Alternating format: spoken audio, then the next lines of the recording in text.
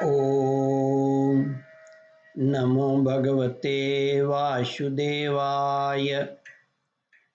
श्रद्धालु भक्तों, श्रीमद् भागवत महापुराण के नवम स्कंद के 14वां अध्याय के अंतर्गत चंद्रवंश का वर्णन, इसका प्रस्तुतिकरण करूंगा।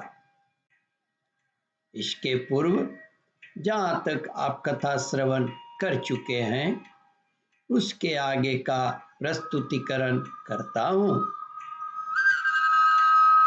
श्री सुखदेव जी कहते हैं, परीक्षित, राजा पुरूरवा ने देखा कि उर्वशी गर्भवती है, इसलिए वे अपनी राजधानी में लौट आए। 1 वर्ष के बाद फिर वहां गए। तब तक उर्वशी एक वीर पुत्र की माता हो चुकी थी। उर्वशी के मिलने से उर्वशी के मिलने से पुरूरवा को बड़ा सुख मिला और वे एक रात उसी के साथ रहे। प्रातःकाल जब वे विदा होने लगे, तब विरह के दुख से वे अत्यंत दीन हो गए। उर्वशी ने उनसे कहा, तुम इन गंधर्वों की स्तुति करो, ये चाहे तो तुम्हें मुझे दे सकते हैं। तब राजा पुरूरवा ने गंधर्वों की स्तुति की।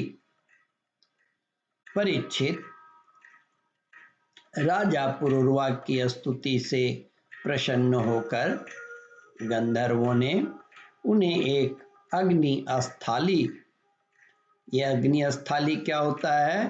अग्नि स्थापन करने का पात्र, यही अग्नि स्थाली है। उन्हें एक अग्नि स्थाली दी। राजा ने समझा यही उर्वशी है, इसलिए उसको हृदय से लगाकर वे एक वन से दूसरे वन में घूमते रहे। जब उन्हें होश हुआ, तब वे स्थाली को वन में छोड़कर अपने महल में लौट आए एवं रात के समय उर्वशी का ध्यान करते रहे।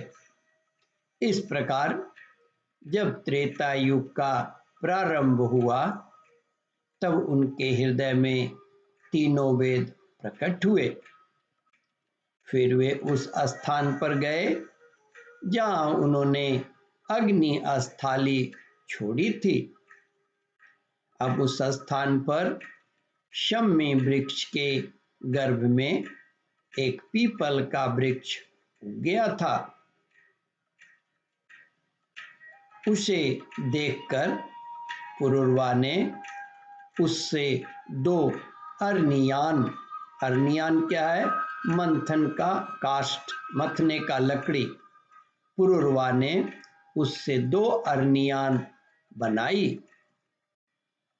फिर उन्होंने उर्वशी लोक की कामना से नीचे की अरनी को, फिर उन्होंने उर्वशी लोक की कामना से नीचे की अरनी को उर्वशी, ऊपर की अरनी को पुरूरवा और बीच के काष्ठ को पुत्र रूप से चिंतन करते हुए अग्नि प्रज्वलित करने वाले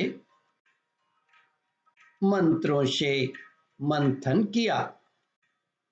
तीनों मंथन से जात देवा नामक अग्नि प्रकट हुए।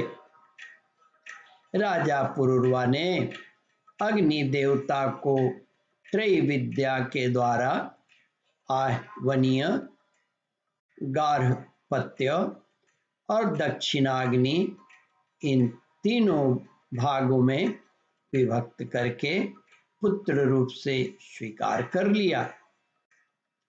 फिर उर्वशी लोक की इच्छा से पुरूरवा ने उन तीनों अग्नियों द्वारा सर्वदेव स्वरूप इंद्रियातीत यज्ञपति भगवान श्री हरि का यजन किया। श्री सुखदेव जी कहते हैं, परीक्षित, त्रेता के पूर्व सतयुग में एकमात्र प्रणव ओमकार ही वेद था। सारे वेद शास्त्र उसी के अंतर्भूत थे। देवता थे एकमात्र नारायण और कोई न था। अग्नि भी तीन नहीं केवल एक था और वर्ण भी केवल एक हंस ही था। परीक्षित, त्रेता के प्रारंभ में पुरुरवा से ही वेद त्रयी और अग्नि त्रयी का आविर्भाव हुआ। राजा पुरुरवा ने अग्नि को संतान रूप से स्वीकार करके गंधर्वलोक की प्राप्ति की। ओम परमात्मने नमः। श्रद्धालु भक्तों, इस कथा को ध्यान पूर्वक श्रवण, मनन और इसका चिंतन करें। इस कथामृत का रसास्वादन अपने बंधु बांधवों को भी करावे। इस वीडियो को शेयर और सब्सक्राइब करें। ओम परमात्मने नमः। श्रद्धालु भक्तों, यहाँ पर 14वां अध्याय समाप्त होता है। इसके आगे 15वां अध्याय प्रारंभ करूंगा। ओम नमो भगवते वासुदेवाय।